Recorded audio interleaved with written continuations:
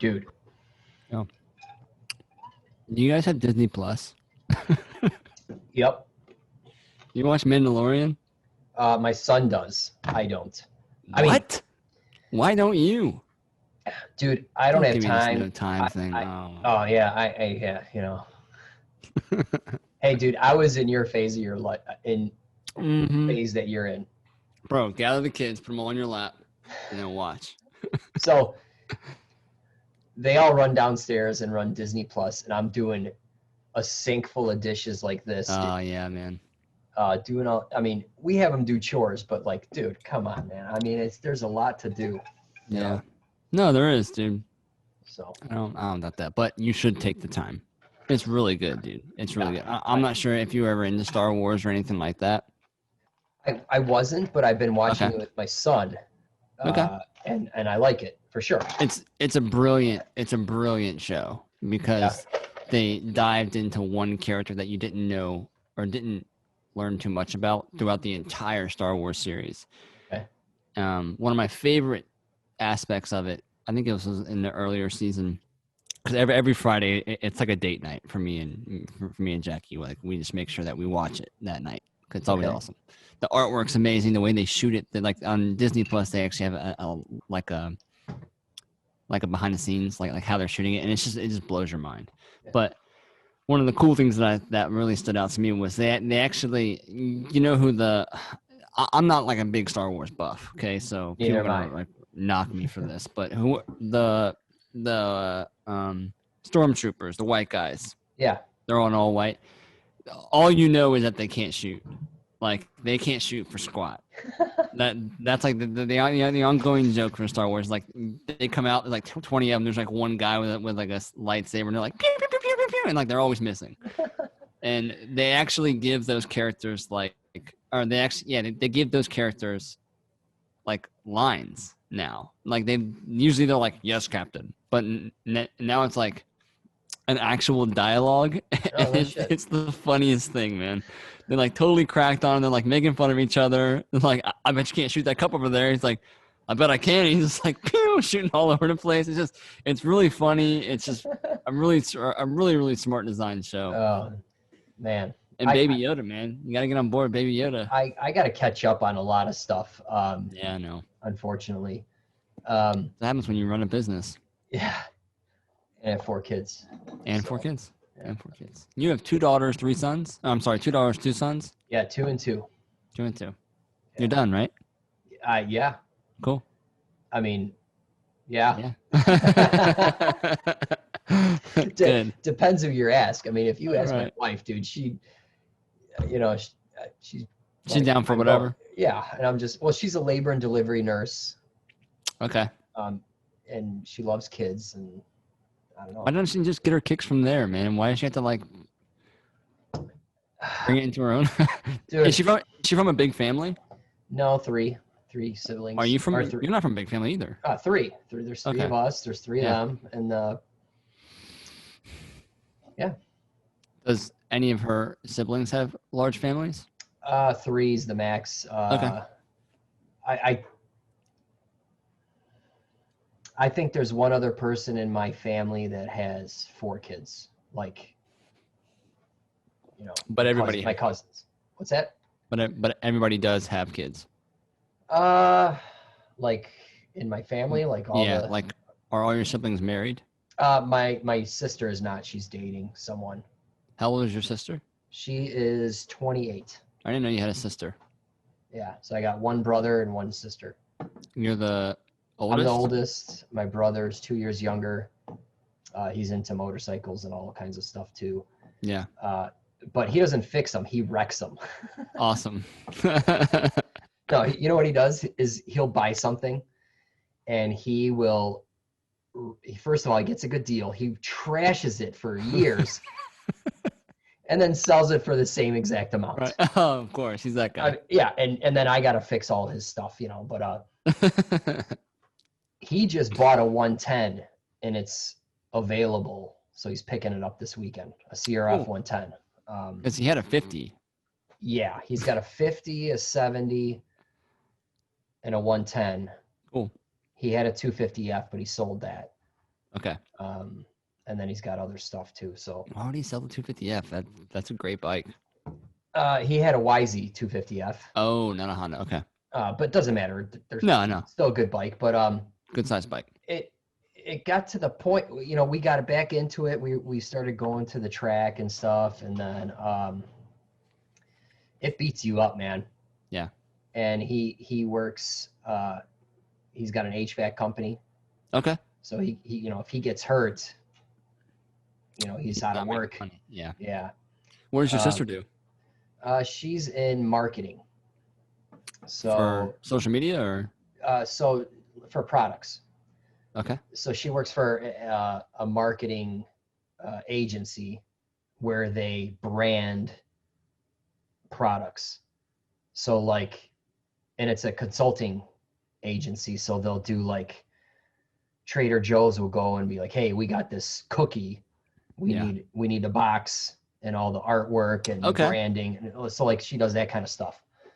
Cool. All kinds of different projects. So yeah, that's valuable. Yeah. So that's what she does. Very cool. But back to shows, I started watching Better Call Saul again. Okay. So I don't even know where I'm at. I can look in Netflix and see where I'm at, but I'm obviously behind on everything, but I loved Breaking Bad. Yeah. And I watched like the first 1 or 2 seasons of Better Call Saul, and then I took a long break. So I'm back on that.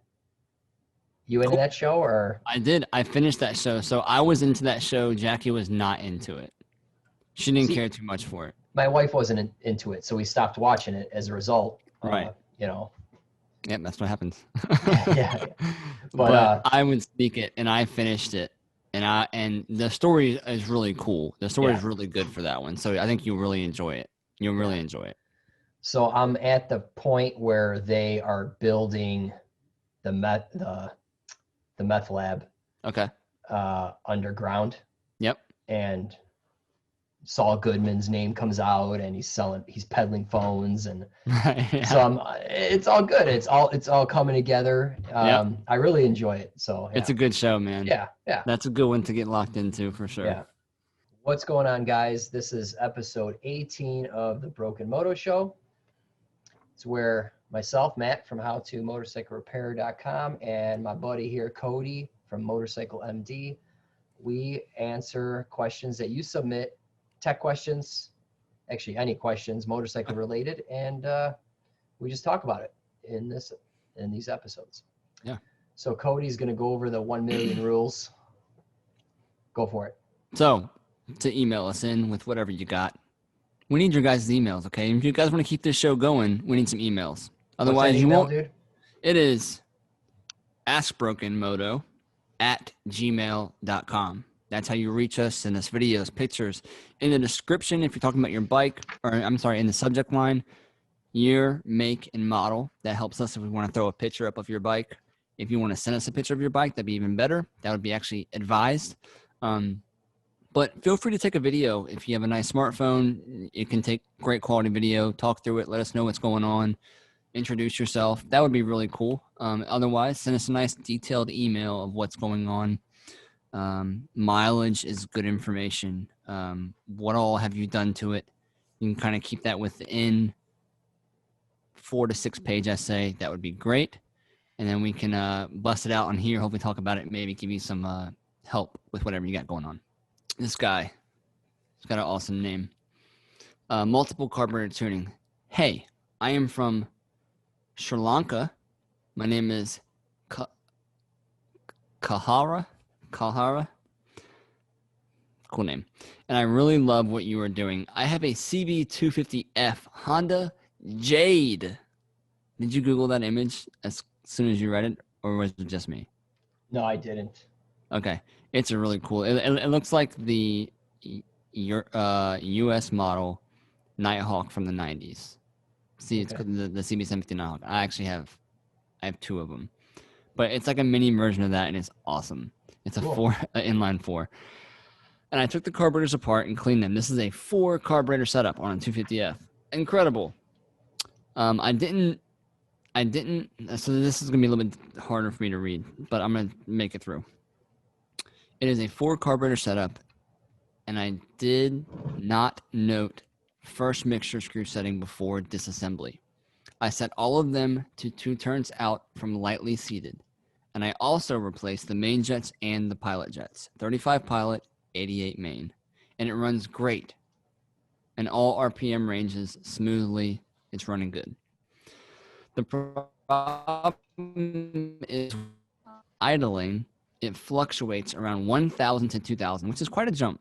The exhaust sound is not even. It makes popping sounds like misfiring. I need to know how to tune 4 carburetors evenly. I know that each carb is slightly different from others, so mixture screw adjustments are not necessarily, exactly 2 on all the way down the line. So how do I adjust each carb to its cylinder? I can tune any single carb by listening to the engine sound, but I cannot do this on a regular 4-cylinder engine because the sound change I cannot hear or recognize. This makes sense. I accidentally let engine run in open vacuum port after carb sync. The vacuum port for the petcock was open and RPM didn't fluctuate. So it sounds like he ran it with the vacuum port off of the petcock. I was steady between 1,000 and 1,500 RPM marks, but there was backfire when wide open throttle. Is there a way to tune multi-carbs or multiple carbs? What's the reason for the RPM fluctuating? I did sync the carbs, no vacuum or air leaks. He had to shove that right in there right at the end for any possible quick answer. So I wasn't able to look anything up. What year is this thing? It is I have no idea. Well, I mean, okay. Is there a year range? Dude, this bike was not from the U.S. Yeah. So I mean, I've never heard of this bike before. I Googled it as soon as I read it, and I was like, oh, cool. I've never heard of this bike before. Yeah, I just did it right now. So yeah, I see it's an open or naked bike. Yep.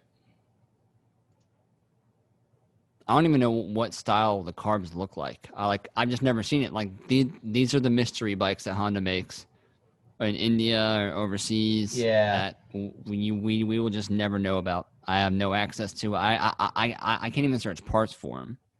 Sure. Right. Okay. So what I think, I think the key of this email goes right back to where he said he ran it without the vacuum port. And it was not as bad. So to me, this sounds like, because it's vacuum operated petcock. Okay, so either probably number 2 cylinder, has a vacuum line that runs straight to the fuel valve on this bike.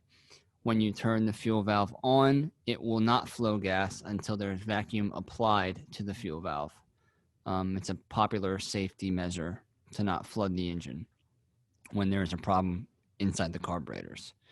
Very popular, but they can fail. And I've ran into this on my CB750 Nighthawk, which is a 95 vacuum operated fuel valve running off number 2, and it would just do this weird misfire at idle. And it would fluctuate a little bit. It would do this weird misfire. And I pulled there's like a set of parts behind your fuel valve that you'll see that vacuum line runs into. And it's like a spacer plate with like one large, very, very thin diaphragm with a spring on it.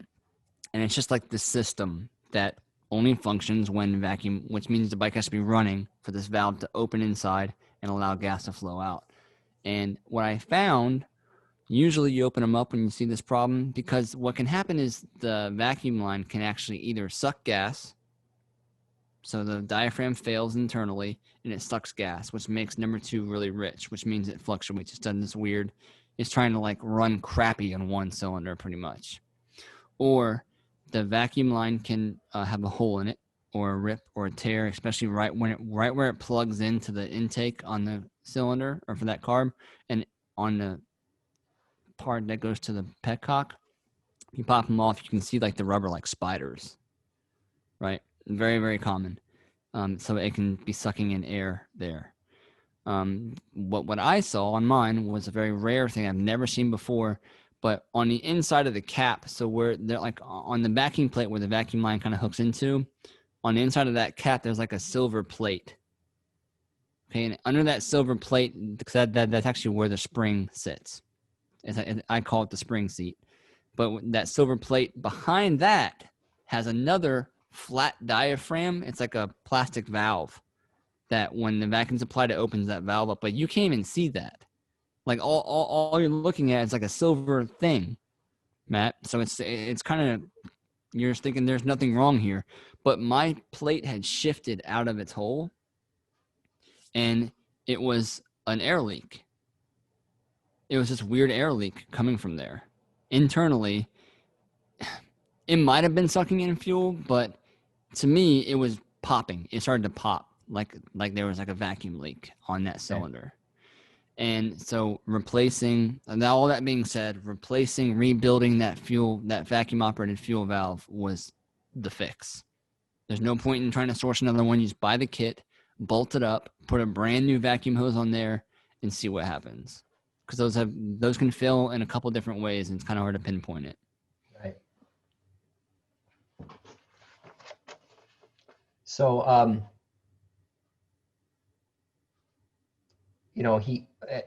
what you covered is great. Yeah. But to add to it, so you set them all to 2 turns out. Yeah. Well, first of all, I wonder what the stock pilot was and what he's trying to achieve here, because he replaced all the mains and pilots. I don't know if he went bigger or smaller or what. Yeah. He might have been referencing stock sizes. Who knows? Yeah. Okay. But popping sounds, that's probably lean. Yeah. Right. For sure. I'm just trying to answer some other questions here that he has. I think you're going to tell him to turn them out. Yeah. Ultimately. Yeah. I mean, if it was a stock bike, stock pilots, you'd probably see those screws around 3 turns. Mm-hmm. In Norfolk, Virginia, I set them at almost 3 1/4 to 3 1/2, and it runs mint. Yeah, and we're at sea level. Yeah, and it also depends on the year range. I noticed that certain year ranges are leaner than others and whatnot.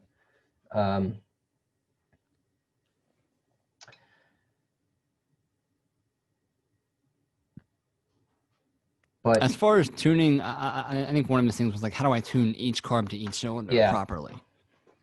Yeah. Do you have a good method? So, I mean, like when I'm doing fuel screws on an inline 4, I usually go 1/4 or 1/2 turn and jump to the next and do the same. Just go 1/4 or 1/2 turn, and they should all be equal for the most part, right? Yeah. And that's it. And then, if you wing them out, like if you go 1/2 turn on 1, 2, and 3, you'll know by doing 2 or 3 cylinders, you'll know whether you're going in the right direction or not. Right. It'll start to change. Yeah. And then you just got to listen to that. Right.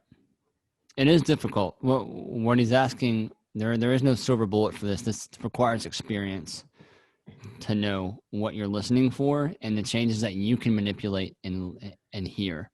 So when I'm doing this on an inline 4, like any 750 or whatever, any inline 4 bike, I set them all to a base setting. Usually I set them at like 2 1/2. Honestly, Matt, when I clean an inline 4 carb, I'll set it at 2 1/4, and it's freaking it's there.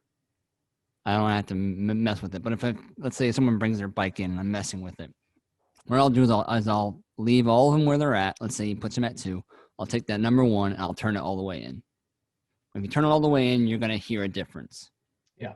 Because that cylinder's going to want to start dropping. It's going to pop, pop, pop, pop, pop, pop. It's going to almost like it's not running. Okay, cool. Now I know one thing.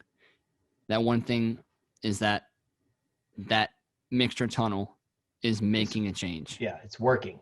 It's working. Yeah. So whatever I'm doing, there's going to be some kind of outcome.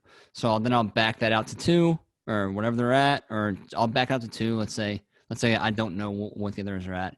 And then I'll wait until, because as you bring that cylinder back into life, you'll hear it, and also it'll slowly change, and it'll slowly change into a point where no matter what you're doing, no matter how far you're going out, it's not really making a change. Then I'll roll right back in again until I hear that slight change again, where the RPM's kind of like stumbling. Or it's hard because you have a bunch going on right beside your head, you know? Yeah. But once you kill that cylinder, you know that what you're doing will work. So then you start backing it out to what's the stock setting. Okay, it's 2. That's cool. Let's just bring them all out to 2.5 and see how it runs. Go for a test ride. That ran great. Let's bring them out to 3. Go for a test ride. You may notice that the RPM will start to raise up. That's good. Just drop the RPM right back down again. It's literally telling you that it wants to run better that way. So right. Now, I mean, there is no silver bullet to this unless you have unless you have 4 different pipes coming off of your cylinders and you have a exhaust gas analyzer and then you read each one. Yeah, I've never done that. That's the only other way to actually tune each cylinder. Yeah, I mean, I got a video on doing this to an inline 4, and I run them in, I run them out.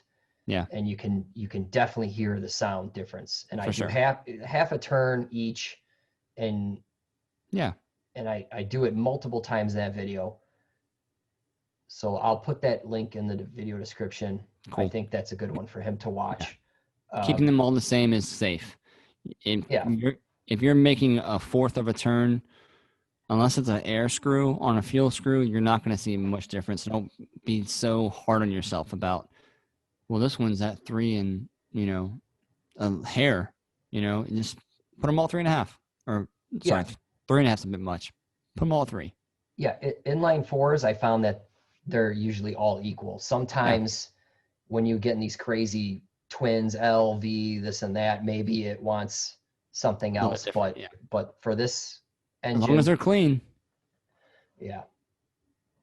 Yeah. I think he's on the right track. I would back them all out 3 turns and see how it does, and potentially replace the vacuum operated fuel valve for your bike. Yeah. Do you have a video on testing that? I do.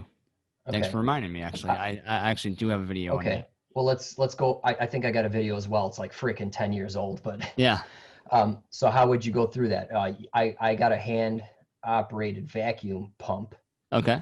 So you hook it up to the petcock and you just apply vacuum and you wait to see if it'll bleed down. It should hold steady because there should be no leaks. Yep. And you definitely shouldn't be sucking any gas out of there. So right. Those are the 2 things. No bleed down and no gas, right? Right. And as soon as you apply vacuum, fuel should flow. And it should not stop flowing. Because you can pull like I said, those things can fail in a couple of different ways. You can apply vacuum and it pulls vacuum out, all of a sudden gas starts flowing, all of a sudden it starts to trickle off. And then boom, it stops flowing. Right. So I mean, my method is not even that cool. Like I put a hose onto the end of it, suck it with your mouth, and then crimp the line with a pair of pliers. Okay, either your mouth's gonna fill up full of gas because it's way bad. It's been bad for a long time. Or you apply vacuum until fuel flows, grab it with a pair of needle nose pliers, and then hold it. Pour it into a bucket, run it into an external hose, into another bucket, whatever you want to do. But you got to be able to visualize the gas coming out. And as long as you hold that hose there with those pliers, it's going to flow because you're holding the vacuum on. Right.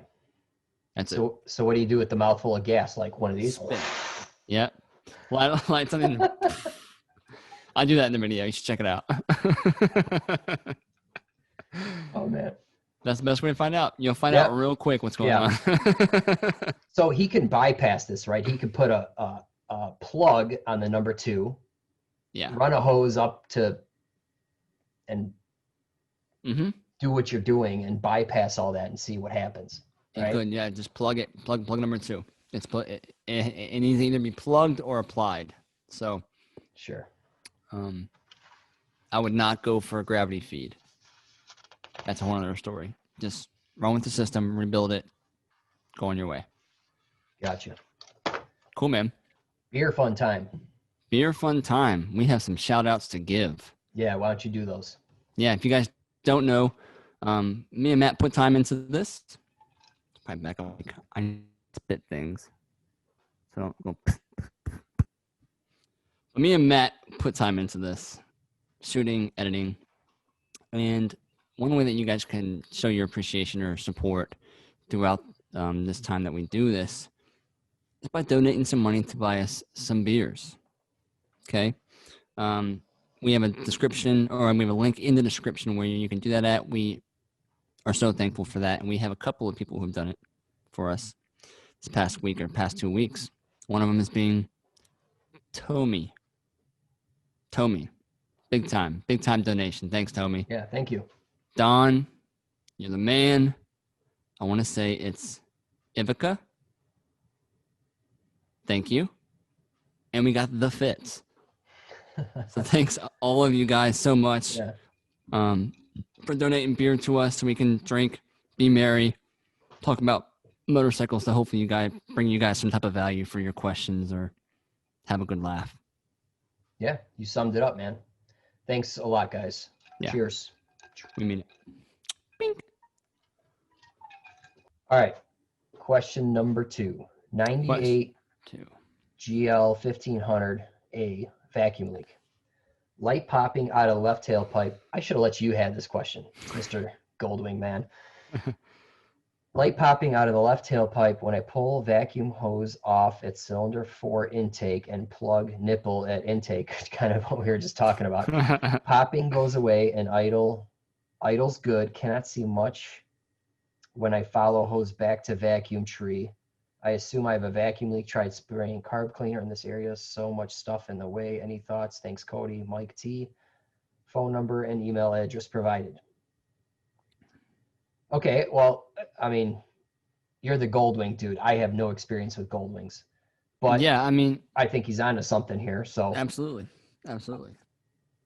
You want to take this one, dude? I have no idea about the tree and all that. So yeah, so he's found a leak. That's for sure. It's either going to be in the hose that he's grabbing. Yes, it goes into Never Never Land. Okay, and sounds likely, like yeah, the only way you'll really be able to probably see up or get into there is by going into where the carburetors are.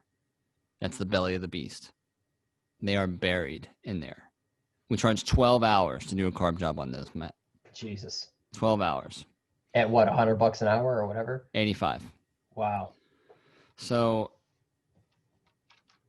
the other thing that I will add, which may not be his problem, but is very, very common, which could lead to this problem, is underneath the carburetors. There's 2 carburetors on this bike. One carb feeds the 3 cylinders, the other carb feeds the other 3 cylinders. Underneath the carburetors, there's a little L hose on the left-hand side in a place that you cannot see externally. Little L hose. And because of the bend in the L hose, on that bend, there's a hole that develops.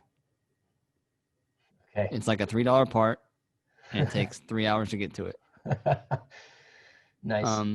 Very, very common, but that's usually not pertaining to just one side of the motor, which is what he sounds like he's saying, like one exhaust, the left side, this is the one that's popping.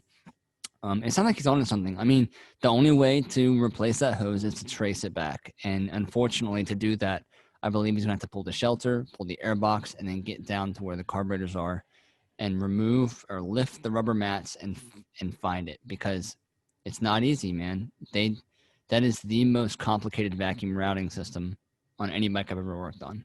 So I think he's onto something. So if he was to pull that vacuum hose off and put a little vacuum pump on it, he would obviously see it drop. Likely. And obviously can that be used to diagnose where it's coming from? It's going to be in the book, man. The evap system on this thing is insane. They have probably like either 6 to 9 different pair valves. Okay. And they're all doing their own separate thing. Some of the pair valves are actually functioning the cruise control on it as well. Very, very complicated. Sounds like it. I mean, yeah. When I was going through school, it was a 3-week course. Okay. So, not to scare you, Mr. Tilly, but it sounds like you're onto something. Check the very, very end of that hose. You know, you pulled it off and then you plugged it with your thumb or whatever you did, and then it stopped. Check the very end, because I've seen very commonly that just in that end that plugs in can deteriorate, and it might just be right there in front of your face. And it's as simple as just cutting that off, putting a little like hose to hose connector in there, and then just running a new line. I've done it 1,000 times. It saves so much time than trying to find out where that hose goes, and like you yank on it and then all of a sudden you pull it out and you're like, where did that go? You know? So yeah. That's my best advice. While you're in there, if you go after that hose, wherever it leads, and you go all the way down to the belly of that bike, replace that little L hose. Okay, so it's going to have an orange piece of tape around it, and it's going to be about maybe 3 inches in length, and it's going to make a nice sharp 90-degree L, and right on the corner of that thing, you'll see it. It's probably already deteriorated. Replace it while you're there. Replace it while you're there. Replace it while you're there. And that's the problem with working on these older bikes, Matt, is like the parts list is 2 pages long, because yes, it needs a carb clean. But you know what? While you're there, there's 4 other things going wrong. Yeah. Like, I guarantee it, you know? So I'm not going to charge you $1,000 to do your carbs to hand the bike back to you with all these problems. And you're like, I just paid $1,000 for you to fix my bike, and now it still runs, you know, or runs crappy.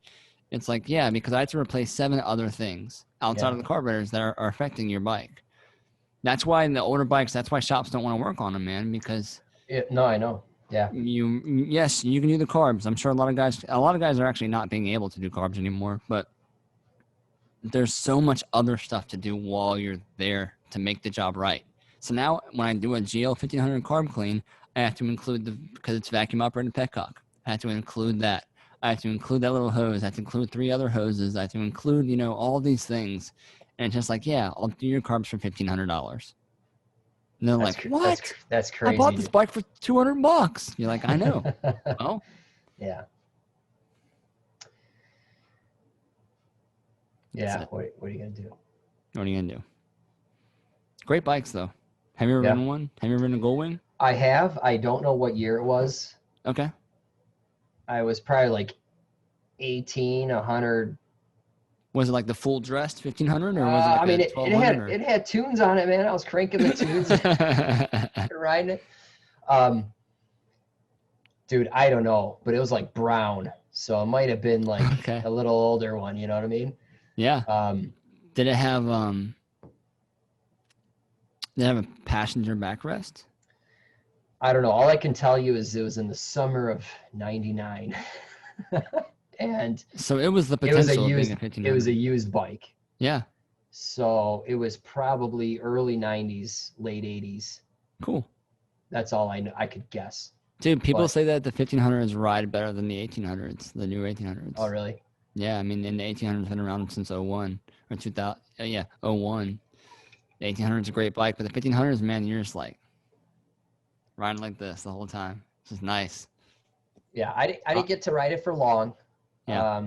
It's definitely a little getting used to, obviously, because it's a big bike, dude. It is a big bike, yeah, for sure. All right, dude. All right, close it out. All right, thank you guys so much for hanging out with us. I'm not sure what part of this conversation you guys will get, but I hope you guys enjoyed it. Again, the best way to contact us is through email, and that email is askbrokenmoto@gmail.com. Matt, what should they put in there? Real quick. Oh, man. All the rules. Your make, model, be descriptive, name, location, pictures of spark plugs and stuff like that. I guess would help if it's a running issue. Anyway, just give us some info, and pictures and videos would be awesome because it would just make this episode much better. Yeah. So again, thank you guys so much. Be sure to check out Matt's channel over at How to Motorcycle Repair, where he's doing a bunch of different crazy stuff, putting turbos on Chevelles and rebuilding 2-strokes and all kinds of nonsense. And what is that? What is that? Well, it's just the part I vapor blasted but dude, it looks so good. Oh man, That must be such a soothing thing to do. No, actually, I hate blasting. Oh. like Who would have thought?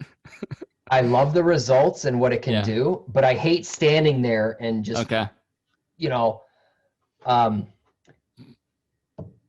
results are great though, man. It is. And you know what? You have that compressor back there. I think you should build one, man. I think you'll love it, man. I might need to use some of your plans, man. Build my own. I just sent you a link again. Yeah, I saw it. So redeem it. Yep. And just look at it. I will, I promise. Dude, have your wife blast stuff. Yeah. Yeah. You might like it. You might like it, man. And put that compressor to work. Yeah. So, again, check out his channel. Join a mailing list that he has. He's a great guy. Join my mailing list as well. I give you a free troubleshooting cheat sheet that you cannot live without. Be sure to check me out on Instagram / themotorcyclemd. And if you need more in-depth information or help with your bike, I also run a Inner Circle membership where you can deep dive, or we can deep dive into your issue. So until next time, Matt. That's right. What am I supposed to say? Nothing. I'm supposed to say bye. I'm like, wait, am I supposed sorry, the way that I ended that sentence, until next time, Matt, it was like a ascending question. No, I got nothing to say, man. All the links will be in the video description, guys. They will. So, see you next time. Thank you. Later.